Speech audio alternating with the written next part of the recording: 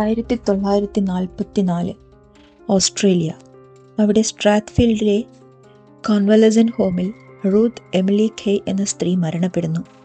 2 മാസങ്ങൾക്ക് മുൻപാണ് അവർ അവരുടെ 100ാം പിറന്നാൾ സന്തോഷമായി ആഘോഷിച്ചത്. ഓസ്ട്രേലിയയിലെ ഒരു അറിയപ്പെടുന്ന നേഴ്സായ അവർ എല്ലാവരുടെയും പ്രശംസകൾ ഏറ്റുവാങ്ങിയ ഒരു സ്ത്രീ കൂടിയായിരുന്നു. എന്നാൽ അവർ ആരായിരുന്നു, അവരുടെ യഥാർത്ഥ പേരെന്തായിരുന്നു എന്നൊക്കെ അവരുടെ മരണത്തിന് വർഷങ്ങൾക്ക് ശേഷമാണ് ലോകം അറിഞ്ഞത്. Come on, let's investigate the case together and welcome to my channel, The Narrator's Voice. Ruth Emily Kaye. അവർ ആരായിരുന്നു? UK-യിലെ ഒരു സമ്പന്ന കെന്റ് കുടുംബത്തിലെ അംഗമായിരുന്നു റൂത്ത്. പക്ഷേ അവരുടെ യഥാർത്ഥ പേര് അതല്ലായിരുന്നു. 1829 സാമുവൽ സാവിൽ കെന്റ് എന്ന സമ്പന്നൻ മേരി ആൻ വിൻഡസിനെ വിവാഹം ചെയ്യുന്നത്. Samuel Savile Kent, Mary an വിൻഡസ് അവരുടെ 10 മക്കളിൽ ഒരാളായി 1844 കോൺസ്റ്റൻസ് എന്ന റൂത്തിൻ്റെ ജനനം. സാമുവൽ വസ്ത്രനിർമ്മാണശാലകളുടെ ഇൻസ്പെക്ടറായി ജോലി ചെയ്തു വരികയാണ്. ഈ സമ്പന്ന കുടുംബം റോഡ് ഹിൽ ഹൗസ് എന്ന 3 നില മാൻഷനിലാണ് സന്തോഷപൂർവ്വം താമസിച്ചിരുന്നത്. എന്നാൽ സാമുവലിൻ്റെ 10 മക്കളിൽ 4 പേരായ വില്യം, എലിസബത്ത്, കോൺസ്റ്റൻസ്, മേരി എന്നിവർ മാത്രമാണ് ഇപ്പോൾ ജീവിച്ചിരിപ്പുള്ളത്. മറ്റുള്ള 6 പേരും ചെറുപ്പത്തിൽ തന്നെ മരണപ്പെട്ടിരുന്നു. പക്ഷേ തുടർച്ചയായ പ്രസവങ്ങൾ മൂലം മേരി മാനസികവും ശാരീരികവുമായി ദുർബലയായി. അതോടുകൂടി കുട്ടികളെ നോക്കാൻ സാമുവലിന് ഒറ്റയ്ക്ക് കഴിയാതെയായി. അങ്ങനെയാണ് വീട്ടുജോലിക്കും കുട്ടികളെ നോക്കാനുമായി അയാൾ മേരി ഡ്രൂ പ്രാറ്റ് എന്ന ആയിയെ നിയമിക്കുന്നത്. അങ്ങനെയിരിക്കെ 1850 മേരി ആൻ ക്യാൻസർ മൂലം മരണപ്പെടുന്നു. അതോടൊപ്പം സാമുവലും ആയയായ മേരി പ്രാറ്റും തമ്മിൽ ബന്ധമുണ്ടെന്ന ശ്രുതി നാട്ടിൽ പരക്കുന്നുണ്ടായിരുന്നു. ഇതിനെ ശരിവയ്ക്കുന്ന രീതിയിൽ 1851 ഇരുവരും വിവാഹിതരാകുന്നു. 1860 ആയപ്പോഴേക്കും മേരി ഡ്രൂ 3 കുട്ടികൾക്ക് ജന്മം നൽകുകയും 4ാമത്തേത് ഗർഭിണിയാവുകയും ആയിരുന്നു. അങ്ങനെ റോഡ് ഹിൽ ഹൗസ് എന്ന മാൻഷനിൽ ഇപ്പോൾ സാമുവലും 2ാം ഭാര്യയും കുട്ടികളും, ആദ്യ ഭാര്യയിലെ കുട്ടികളും 3 ആയമാരും അടക്കം വലിയൊരു അംഗസംഖ്യയാണ് താമസിച്ചുകൊണ്ടിരിക്കുന്നത്. എന്നാലും എല്ലാവരും സ്നേഹത്തോടെയും വലിയ പ്രശ്നങ്ങളൊന്നും ഇല്ലാതെയായിരുന്നു സന്തോഷപൂർവ്വം കഴിഞ്ഞിരുന്നത്. 1860 ജൂൺ 29 എന്നത്തെയും പോലെ അന്നും രാത്രി പതിവ് പോലെ എല്ലാവരും ഭക്ഷണം കഴിച്ചു ഒരുമിച്ച് പ്രാർത്ഥിച്ചതിന് ശേഷം ഉറങ്ങാൻ പോയി. ഏകദേശം 1 മണിയോടെ അയൽവാസികളുടെ നായ്ക്കൾ ശക്തിയായി കുരയ്ക്കാൻ തുടങ്ങി. പക്ഷേ ഇതൊരു പതിവ് ശബ്ദമായതിനാൽ ആരും അതിന് അത്ര വലിയ പ്രാധാന്യം കൊടുത്തില്ല. വീട്ടിലെ ചെറിയ കുട്ടികളെ നോക്കിയിരുന്നത് എലിസബത്ത് ഗോഫ് എന്ന ജോലിക്കാരിയായിരുന്നു. അന്നും രാവിലെ പതിവ് പോലെ 5 മണിക്ക് എഴുന്നേറ്റ് അവൾ കുട്ടികളെ പരിശോധിച്ചപ്പോൾ 3 വയസ്സുള്ള ഫ്രാൻസിസിനെ മാത്രം കട്ടിലിൽ കണ്ടില്ല. ആദ്യം അവർ വിചാരിച്ചത് അമ്മയായ മേരി ഡ്രൂ വന്ന് കുട്ടിയെ എടുത്തുകൊണ്ട് പോയിട്ടുണ്ടാകുമെന്നാണ്. അതുകൊണ്ട് അവർ വീണ്ടും പോയി കിടന്നു. പിന്നീട് ഒരു 7 മണിക്ക് എല്ലാവരും ഉണർന്നെണീറ്റപ്പോൾ മാത്രമാണ് കുട്ടി മിസ്സിംഗ് ആണെന്ന് തിരിച്ചറിഞ്ഞത്. എല്ലായിടത്തും തിരഞ്ഞെങ്കിലും കുട്ടിയെ അവർക്ക് കണ്ടെത്താൻ സാധിച്ചില്ല. ആ ഗ്രാമത്തിലെ എല്ലാവരും തിരച്ചിലിൽ പങ്കാളികളായി. അവസാനം വീടിൻ്റെ പുറകിലെ ജോലിക്കാരുടെ ടോയ്ലറ്റ് പരിശോധിച്ചപ്പോൾ ഒരു ഭയാനക കാഴ്ചയായിരുന്നു അവരെ കാത്തിരുന്നത്. വെറും 3 വയസ്സ് മാത്രം പ്രായമുള്ള ഫ്രാൻസിസിൻ്റെ കുഞ്ഞു ശരീരം വെട്ടിക്കൊലപ്പെടുത്തിയ നിലയിൽ അവിടെ ഉണ്ടായിരുന്നു. അതും ചോര മരപ്പിക്കുന്ന ഒരു കാഴ്ചയായിരുന്നു. അധികം വൈകാതെ പോലീസ് അന്വേഷണം ആരംഭിച്ചു. സൂപ്പറിൻറ്റൻഡൻറ്റ് ജോളി ഫോളി ആയിരുന്നു ചുമതല. പത്രങ്ങളിലും മറ്റും വാർത്തകൾ വിശ്വസിക്കുന്ന രീതിയിലായിരുന്നു ഫോളിയുടെ അന്വേഷണവും പെരുമാറ്റവും. കുട്ടിയെ കട്ടിലിൽ നിന്നും എടുത്തുകൊണ്ടുപോയ രീതിയും മറ്റും വെച്ചു നോക്കുമ്പോൾ കുട്ടിയെ നന്നായി അറിയാവുന്ന ആ വീടിനകത്തുള്ള ആരോ ആണിത് ചെയ്തിരിക്കാനുള്ള സാധ്യത എന്നായിരുന്നു പത്ര റിപ്പോർട്ട്. അത് ശരിവെക്കുന്ന രീതിയിലായിരുന്നു ഫോളിയുടെ അന്വേഷണവും. റിപ്പോർട്ടുകൾ 2 തിയറിയായിരുന്നു പറഞ്ഞത്.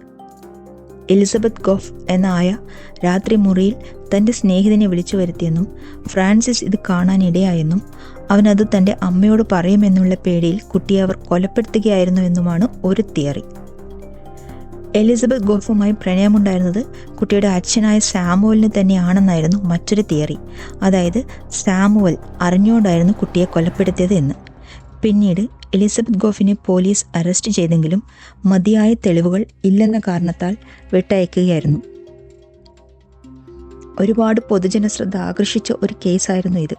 അന്വേഷണത്തിൽ വന്ന പിഴവുകളും മറ്റും പോലീസിന് ഒരുപാട് വിമർശനം നേടിക്കൊടുത്തു.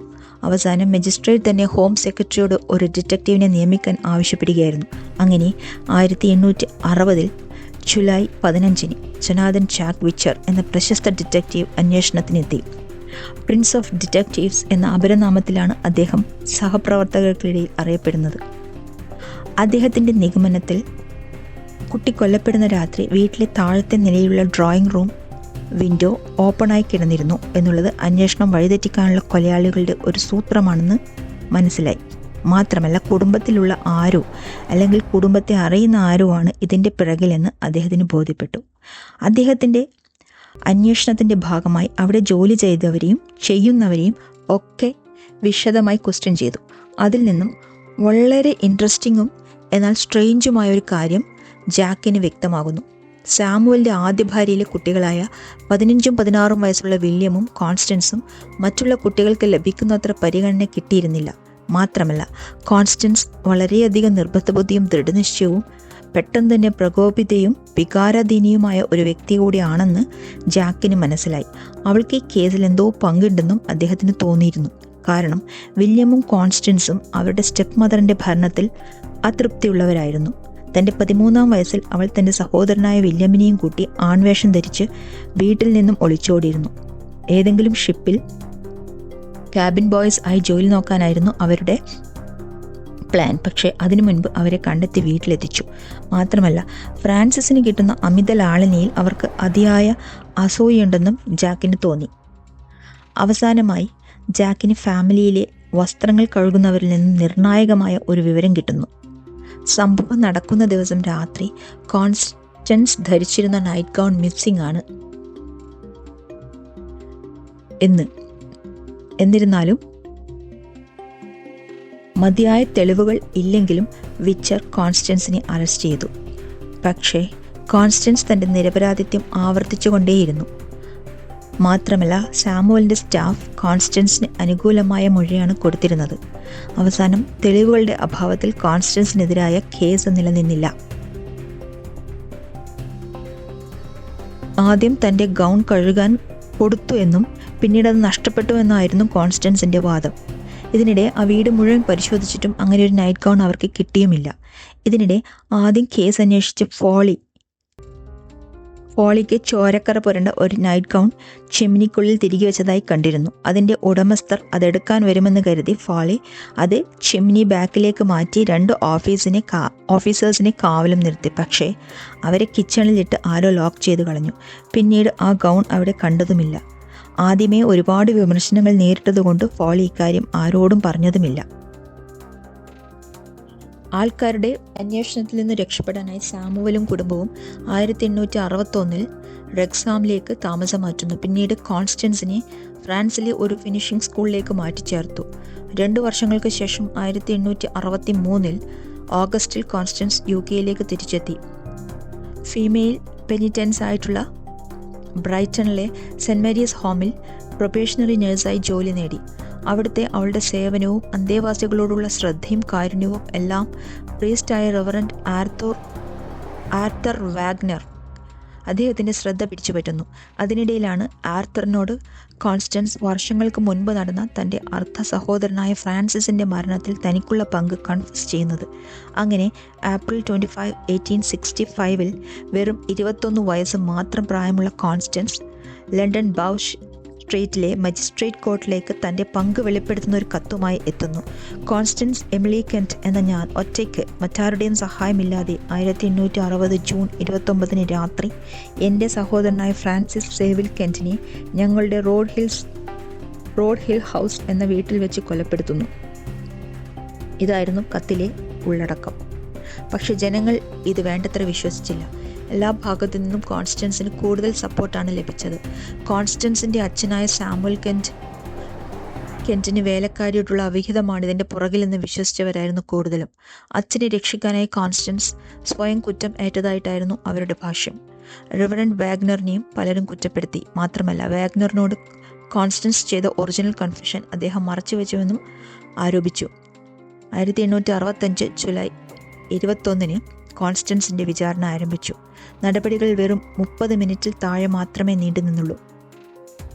ഒരു ക്വസ്റ്റ്യനിലേക്കും മറുപടി പറയാൻ വിസമ്മതിച്ച കോൺസ്റ്റൻസിനെ തൂക്കിക്കൊല്ലാനാണ് വിധിച്ചത്. പക്ഷേ അപ്പോഴത്തെ ക്യൂനായിരുന്ന ക്യൂൻ വിക്ടോറിയ ക്രൈം ചെയ്ത സമയത്തുള്ള കോൺസ്റ്റൻസിൻ്റെ പ്രായവും മറ്റും കണക്കിലെടുത്ത് വധശിക്ഷ കുറച്ചു. 20 വർഷം ജയിൽവാസം വിധിച്ചു. ജയിൽ മോചിതയായ ശേഷം കോൺസ്റ്റൻസ് തൻ്റെ പേര് റൂത്ത് എമിലി കെ എന്ന് ആക്കുകയും ഓസ്ട്രേലിയയിലേക്ക് താമസം മാറ്റുകയും ചെയ്തു. അവിടെ അവർ നേഴ്സായിട്ടും മേട്രനായിട്ടും ജോലി നോക്കി. തൻ്റെ 100-ാം വയസ്സിൽ മരിക്കുന്നതുവരെയും കോൺസ്റ്റൻസ് തൻ്റെ കൺഫെഷൻ മാറ്റിയില്ല. എങ്കിലും പലരും ഫ്രാൻസിസിൻ്റെ മരണത്തിന് ഉത്തരവാദി കോൺസ്റ്റൻസിൻ്റെ ബ്രദർ വില്യമാണെന്നും ചിലർ അച്ഛൻ സാമുവലാണെന്നും ബലമായി വിശ്വസിക്കുന്നു. Road Hill House murder officially solve ആയെങ്കിലും അന്ന് രാത്രി യഥാർത്ഥത്തിൽ അവിടെ സംഭവിച്ചത് ഇന്നും ദുരൂഹമാണ്.